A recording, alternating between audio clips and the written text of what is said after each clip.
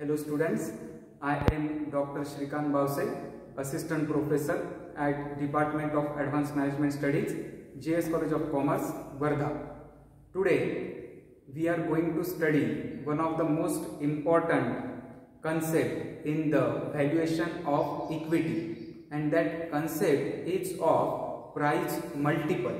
Now, as the name suggests, the whole valuation method of this concept will revolve around the price of a particular equity share. Now let's see what are the price multiples.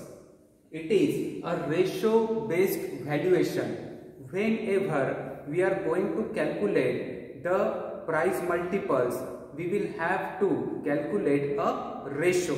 That ratio will be 100% divided by the price, and in each and every ratio we will use the price of the particular share.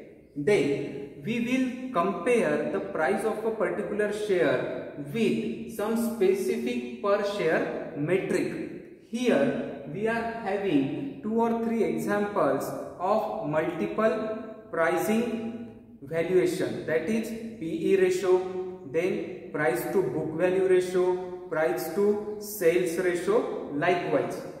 What it actually does?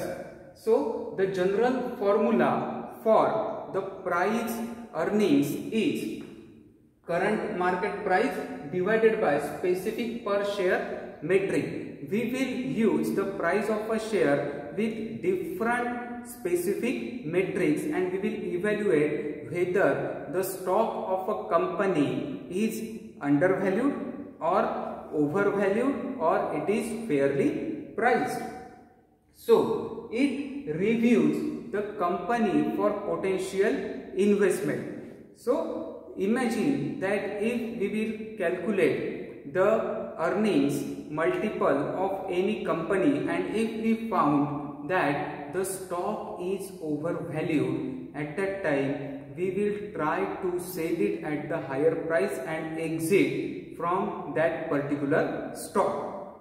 If we are finding that the price multiple of any share is undervalued, then we will get a green signal that we have found a hidden gem which is undervalued. When we will invest into this share in a short span of time or medium to long term, we are going to get handsome returns. And if the stock which you are holding is fairly priced with respect to the price multiples, at that time we will just hold it and watch for the next earning season.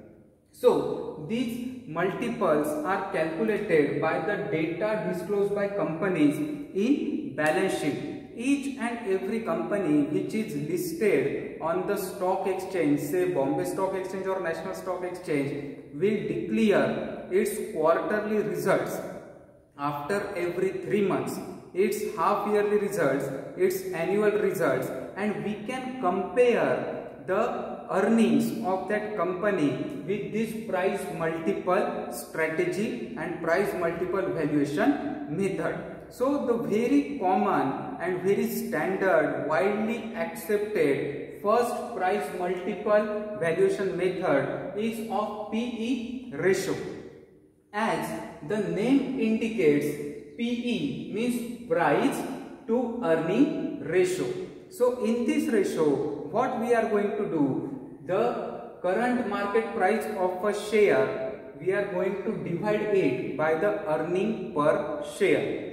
Here I have quoted a simple example that if the current market price of a share is say 100 rupees, and if the earning per share, that is EPS, is rupees 10, then as per the formula we will put 100 at the current market price and rupees 10 at the EPS. Then this 100 divided by 10 will come, that is 10 is the price to earning ratio of this particular company. Now how we will be able to understand whether this P ratio of 10 is fairly priced, overpriced or underpriced, then at that time we will have to compare it with some standard, and that some standard will be the industry P. For example, if we are calculating the P ratio of any oil and petroleum company, at that time we will have to compare the P ratio of all the oil and petroleum companies in that sector. Suppose there are 20 companies which are operating into oil and petroleum sector, and if their P ratio is somewhere around 10, then at that time, if the company's P ratio which we have calculated is also 10, then industry P 10, our company's P also 10, then this will be a standard fairly priced stock. But what if the industry PE is 10 and our PE is less than 10? It means that our stock is underpriced. In the same way, if the industry PE is just 5 and our PE is 10, at that time we can say that our stock is overvalued. So at that time we will try to sell that stock and exit from that particular company.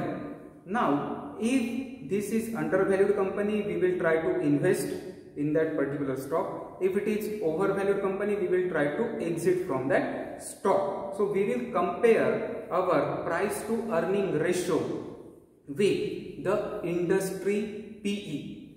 Now there will be many, we can say, the exceptions for the high PE. You will find that most of the multinational companies are having higher PEs of say 40, 50, 60, but these are not overpriced. These are also fairly priced because the multinational companies are always having the faith of investors, and investors trust them like anything, and the demand for their product is huge in the market. They enjoy a great brand value in the market, so the demand for their stock, the demand for their product will be always higher, and they enjoy the higher PE. Certainly their stock is not overvalued. And in the same way, if any stock PE is very low, it doesn't mean that it is hidden gem. It can be also stated that investors do not have faith on that particular company's management or faith on that particular company's products. So it is not the sole reflection of whether the stock is going to get higher or going to get lower, but it is one of the most widely accepted thing for the valuation. Now next we will see here that the expectation of investors, if the PE is higher, it means that investors expect that the company's stock is going to perform well after certain period of time, or the results of the company are going to come great. And if the PE is low, at that time many a times it happens that investors thinks that the results are not going to come great, or the company is not going to perform well in the future. So it reflects the expectation. So we will have to keep this in mind that the standard PE which we will consider will be industry PE, and we have to compare it with our stock's PE. There are some turnaround companies, means the companies which comes in profit from loss. So at that time, before a single quarter, their P ratio will be extremely high because the company is into the loss, and in the next quarter when the company comes into the profit, its P ratio becomes standard or goes down. At that time, generally the great investors used to invest in that stock by seeing the price multiple, the price to earning ratio of that company. The next example of price multiples after P ratio is price to book value. What we are going to do here is, then again, current market price will be divided by the book value. Here the current market price is divided by the earning per share, and here in the price to book value method we will divide the current market price by the book value. If consider the current market price is 100 and the book value is rupees 20, then 100 divided by 20 will be 5. As far as general observation, the low price to book value ratio is always good, because in case of liquidation of a company, the investor will enjoy higher earnings and his money will be somewhat safe.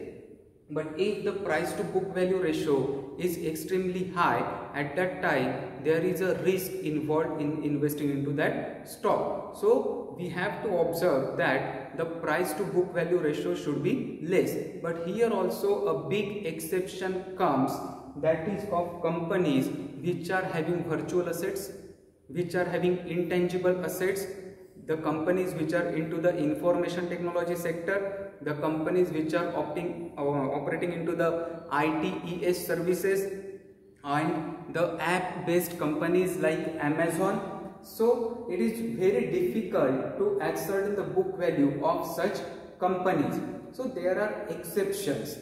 So in this video today we have studied the price multiples. What is price multiple? What is the significance? Which things are used in the price multiples? And we have also seen the importance of price to earning ratio and the price to book value ratio. In the same way, we will also able to calculate the price to sales ratio. So we must use these ratios for valuation of a company and finding whether the stock is fairly priced, underpriced, or the overvalued. Thank you.